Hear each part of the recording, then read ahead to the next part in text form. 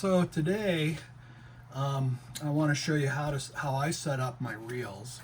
I've got a new reel here from Redington. It's a Redington Rise. Um, it's the 7/8 model, the Redington 7/8 model. Um, and I'm going to be using it on my, this is my Redington 7'10" 8-weight Predator. They don't have this in the catalog anymore, but this is a really nice bass, bug rod, a streamer rod for pike, that kind of thing. It's a pretty stout rod. And the 7'10" length, you got to make some adjustments in casting, and we'll talk about casting in a later video with these short rods. But for fighting fish, the 7'10" are really the 7/11 Sage Bass 2 rods. The shorter rods are nice rods when it comes to fighting fish, but you have to make some accommodations. So let me set this aside, and so we'll take a look at how to put backing on this reel. By the way, all the stuff I'm going to show you is talked about in my new book. I don't go in detail how to go about doing it, how to do the knots and how to do that. I'm going to show you here on this video. But I talk about, in the tackle section of my new book, I talk about this line setup and kind of what I'm showing you right here. So if you don't have a copy and you're interested, go get a copy of my new book. Anyway, let's put that aside. And so let's go ahead, and here's my backing I'm going to use. It's SA 30-pound Dacron backing. So we're going to add that to this reel. So let's go ahead. I'm going to get this stuff out of the way for the moment, and I'll show you how I go about doing it and how I set this up. So let's go ahead and let's get started. All right, so I've got my reel here, and I've got my Dacron backing. So the first thing I'm going to do is I'm going to attach the Dacron backing to the reel, and I'm going to show you how to do that. This particular reel has a push button release, so you want to go ahead and push the button on it and release the spool. Then I'm going to start by wrapping this line around the spool like this, and I'm going to do here on this side, I'm going to do what's called a Duncan loop or a uni knot. It's a good loop knot you can use to tie flies on also. What you do is you come in here, and there's probably some better videos out there, but I'm going to make a loop with my tag in and marry it in here. Then I'm just going to wrap this tag in through here 5 times. There's 3, 4, 5 times. And now I'm going to draw this down into a nice neat knot here. Okay, then I'll come in with my scissors and I'll just trim that tag off. Oops, there we are. And I left a little bit of, I didn't snug it perfectly tight. Now I'm going to slide this down so it's on my spool.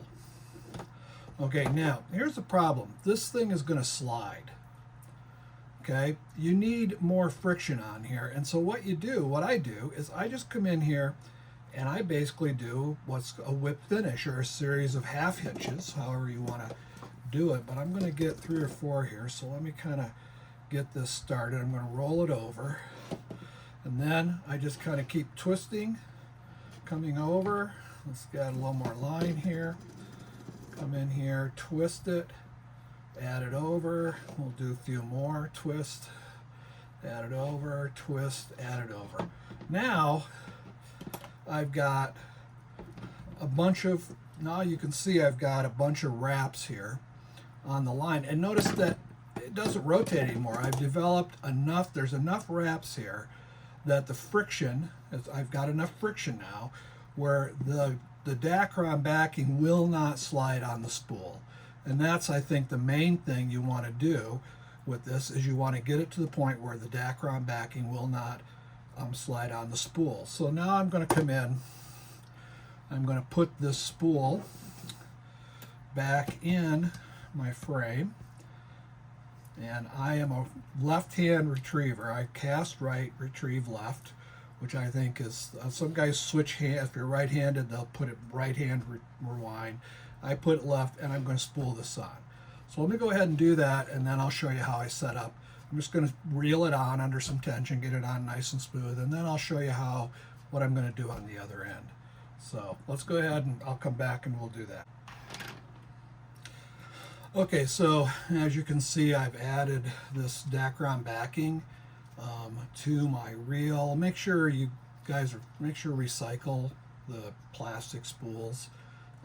All this stuff is recyclable as far as I know, and so recycle the plastic spools. All I did for this, it was pretty simple. I just took a pencil, put it through it, held that between my legs, put a little tension on it, and wrapped the line up on the reel.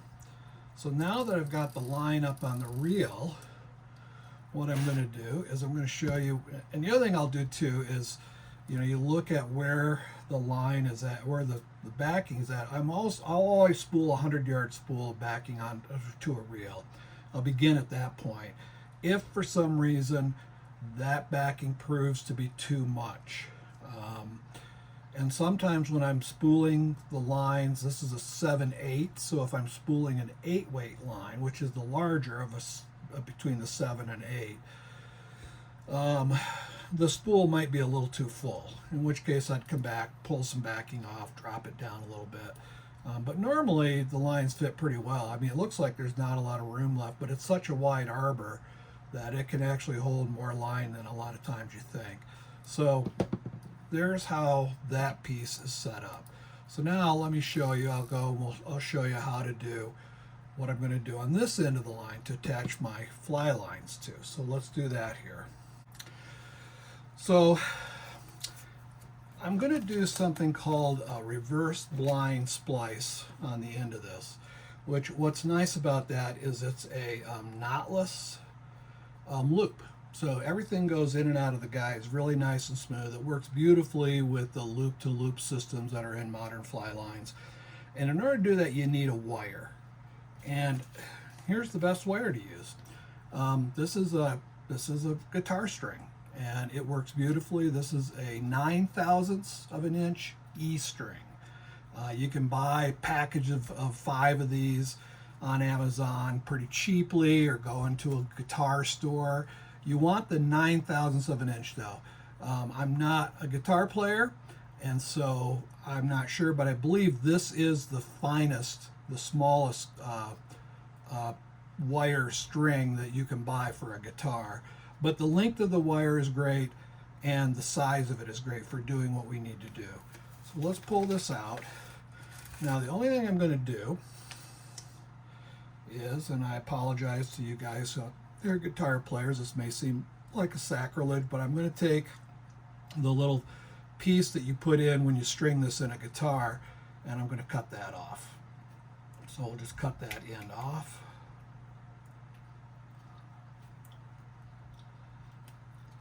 Just like that, and just set that aside. Now I've got my wire. Now what I'm going to do is I'm going to unwrap the wire, open it up here. And you're going to want to use the entire length of the string, of this guitar string.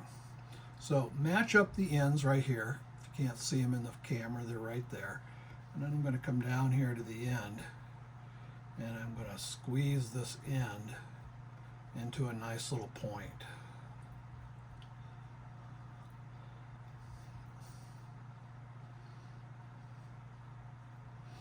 You want to get a nice V in it. In fact, I'm going to get a pair of pliers and put a little. So I'm going to just grab the point on this and use my pliers and kind of crimp it into a nice sharp point. The sharper the better, as long as you don't break it. Obviously, there we go. That's a pretty good point right there, I think. Let's see, hopefully I haven't crimped it to the point where the string will break. Oh, that looks pretty good. Okay, so here we go. Get yourself a nice generous piece of the line. Okay, and what I'm going to do is I'm going to begin by threading this into the center of this Dacron braiding. And I will tell you, it's this on the 30-pound test, it's easier than on the 20-pound test. But you want to get it into the center of the braid.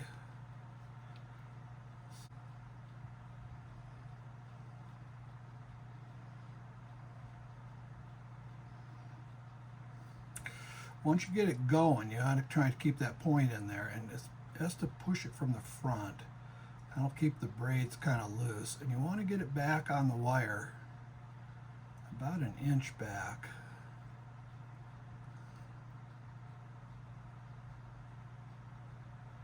So now it's starting to go.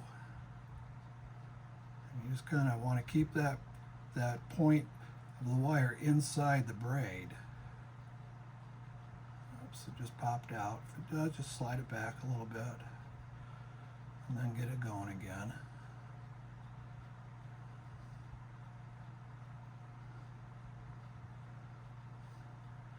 And I try to get at least an inch or more.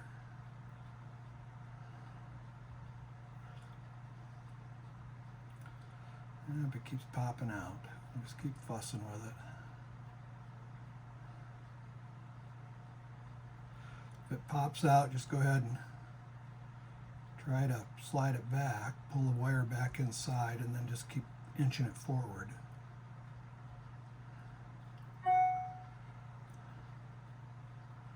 And we're getting close now. I can get just a little bit more.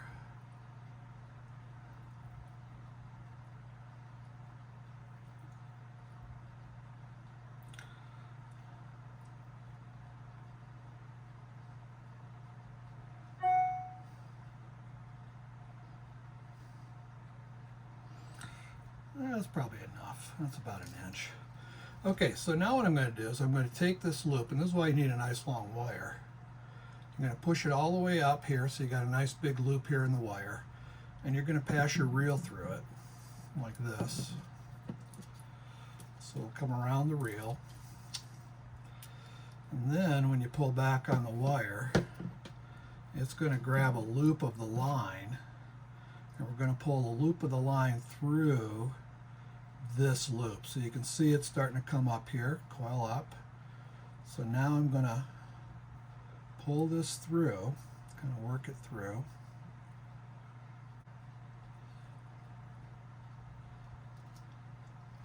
There we are. Okay. So now my loop has come through. You can see the wire. See the wire and the loop. So now I'm going to slide the wire out of this loop. Slide it down right here. Then I'm going to pull this loop up, and I'm going to roll this backing back on it as I go, and I'm going to lengthen this loop out, and I want to roll this backing down, kind of reverse this backing like that, and we're almost there.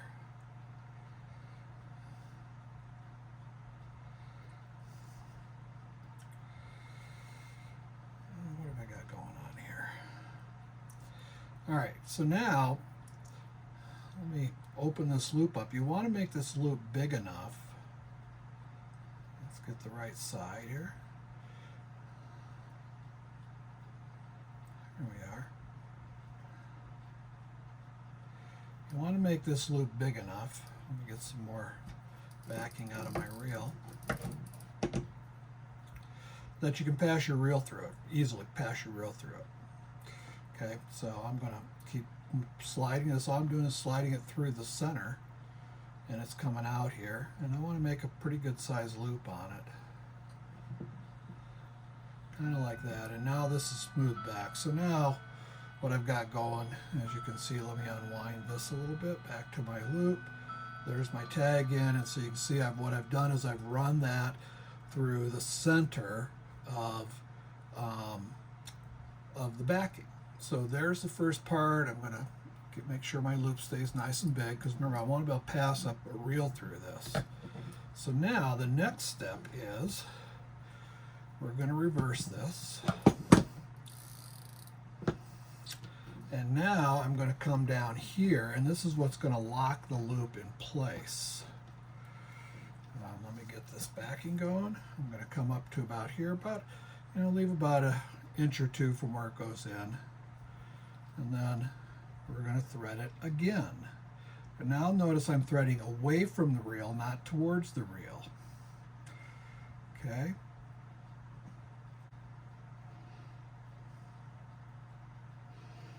Okay, that's probably enough. So I got about an inch again. So now what I'm going to do is I'm going to come and I'm going to take this tag in here and I'm going to push it through this loop, this wire loop.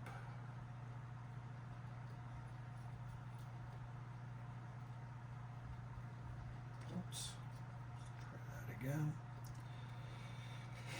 Okay, and I'm going to kind of thread it through till it gets right close there to where it's at. And now I'm going to take it, and actually let's cut a little bit of this off. It'll save me having to draw quite so much of it through. So now I'm going to draw that tag in with the wire, kind of keep this tight, and draw that tag in back through this center of the center of this loop here. There we go. So now the loop came through. Set my wire aside.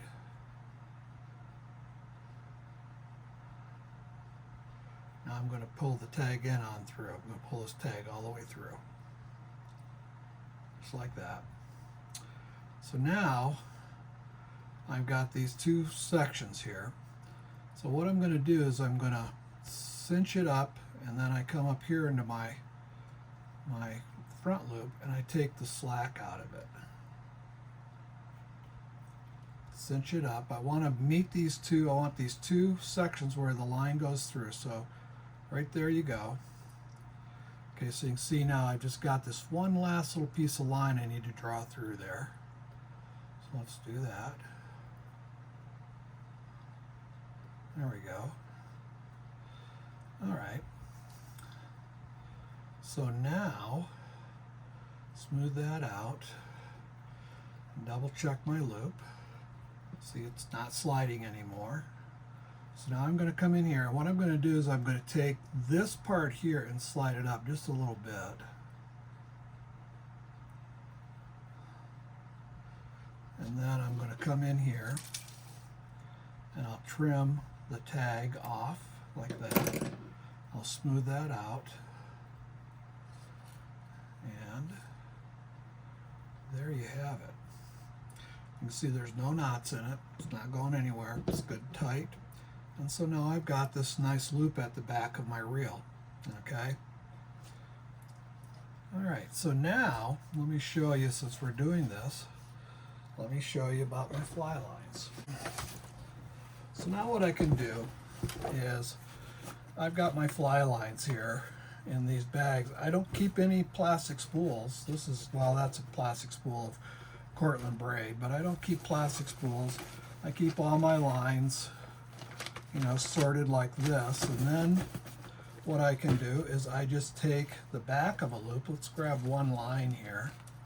Just any line, doesn't matter which line it is. Let me find it here. Okay, so what I do is I keep the tag on the line, the label on the line, and then I also have my loop here. And so what I do is I can just now take this loop, pass it through the loop in the line, and come back around my reel, pull it up into a, I'll go ahead and demonstrate it for you. Pull this up, make a square knot out of this, tighten it up, and then I use this Scientific Anglers product.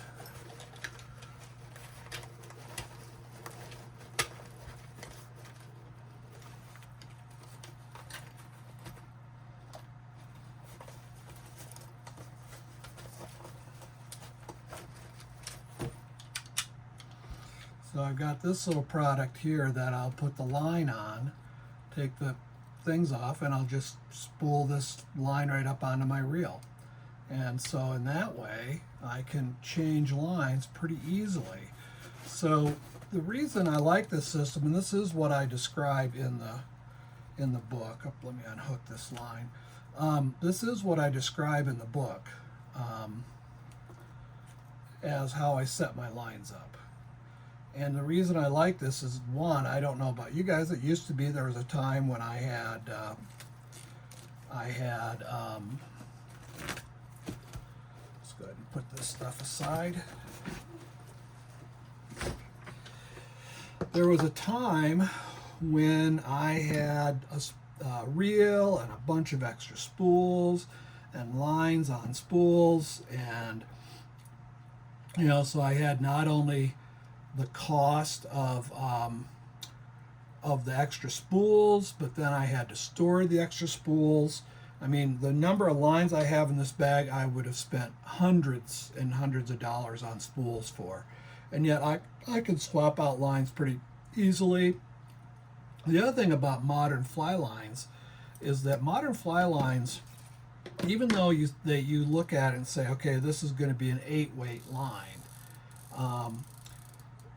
I can look at different 8-weights, and they're not all identical grain rates. They fall within a range of a grain weight for an 8-weight, and actually the newer modern 8-weights, I think, tend to be heavier than what the old standards were.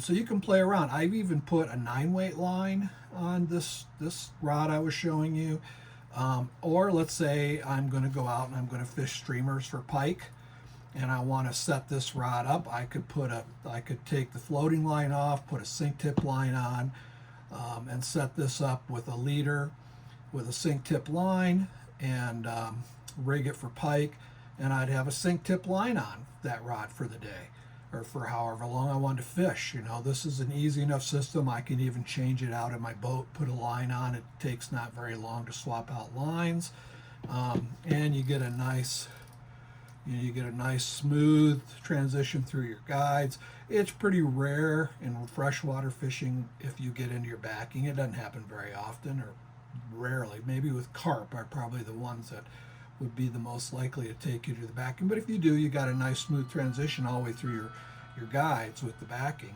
And the other thing I'll do too is I'll adjust. Let's say I put the line on here and I realize, oh, this is too much backing. My line is overfilling my reel. Well, I come back in and cut back and take some backing off and drop from 100 yards back to maybe 85 or 90 yards of backing, and that's plenty of backing for freshwater. And I can then redo my loop, and I'm off and running again. So that's how I rig, and so that's kind of a little more detailed look. It is, like I said, I do describe the setup in the tackle section of my new book, and so there you have it. That's how I set up my reels. So hope you enjoyed the video. Hit subscribe, as I'll be putting out more videos, and